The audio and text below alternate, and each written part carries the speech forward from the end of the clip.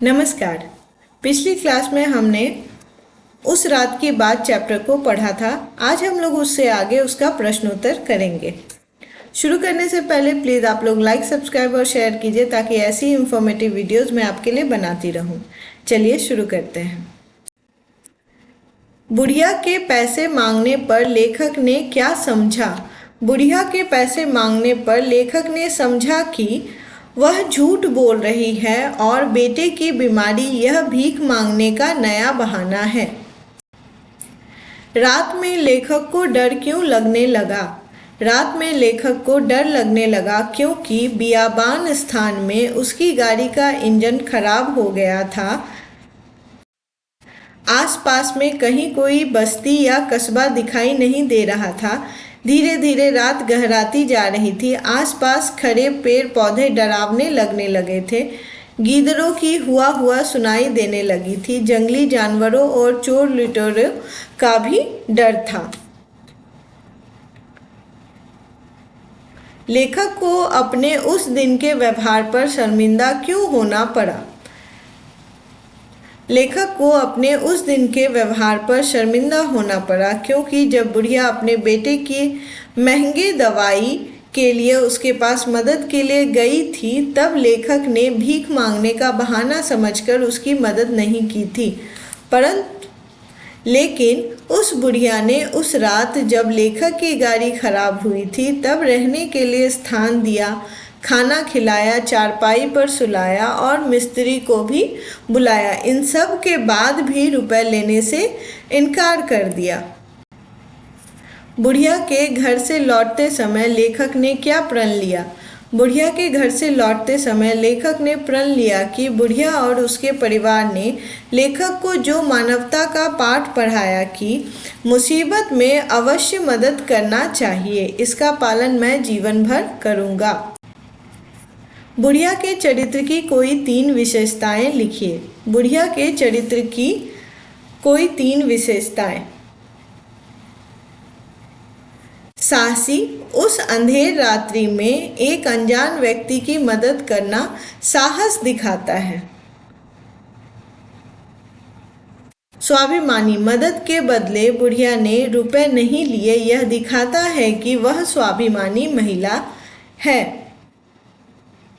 निर्भय, अपने बच्चे की महंगी दवाई के लिए भीख तक मांगने को चली गई, यह दिखाता है कि वह किसी भी परिस्थिति में डरती नहीं है, निर्भय है। पाठ से संबंधित 1 से 5 तक प्रश्नोत्तर हमने कर लिया है। आगे देखते हैं। नीचे दिए गए कथन किसने कहे, किससे कहे, लिखिए। मेरा बेटा बहुत बीमार है। किसने कहा? बुढ़िया ने कहा। किससे कहा? लेखक से कहा। कह देना कि और घरों से मांग ले। किसने कहा? लेखक की पत्नी ने कहा। किससे कहा? बेटी से कहा। लेखक ने अपनी बेटी को से भिखारिन को क्या देने को कहा? 2-4 पैसे। लेखक को कितने महीने बाद शहर से दूर जाना पड़ा? 3 महीने बाद। मिस्त्री को कौन बुलाकर लाया? बुढ़िया का बेटा। बुढ़िया ने लेखक को क्या खाने दिया? बाजरे की रोटी, बथुए का साग। भाषा की बात। पाठ में आए हुए कुछ वाक्य दिए गए हैं। इसके मोटे काले शब्दों के स्थान पर उचित मुहावरे का प्रयोग कीजिए। बुढ़िया ने कहा, यही मेरा एकमात्र सहारा है।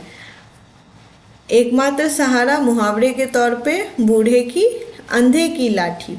अंधे की लाठी। बुढ़िया ने कहा कि यही मेरा अंधे की लाठी है या एकमात्र सहारा है। उस दिन की बात सोचते सोचते पता नहीं कब सो गया। उस दिन की बात सोचते सोचते पता नहीं कब आंख लग गई। गीदड़ों की हुआ सुनकर मैं डर गया। गीदड़ों की हुआ सुनकर मेरे प्राण सूख गए। बुढ़िया की शकल पहचान कर मैं बहुत लज्जित हुआ। बुढ़िया की शकल पहचान कर मैं पानी हो गया।